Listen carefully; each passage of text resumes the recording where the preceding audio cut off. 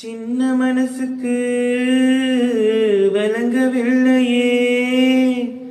நடப்பது என்னென்ன என்ன எண்ணியும் புரியவில்லையே நடந்தது என்னென்ன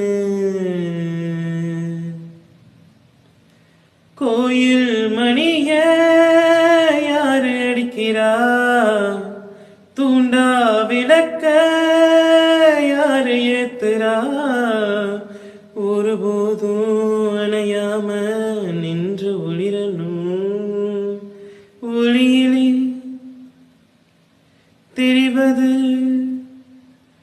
தேவதையா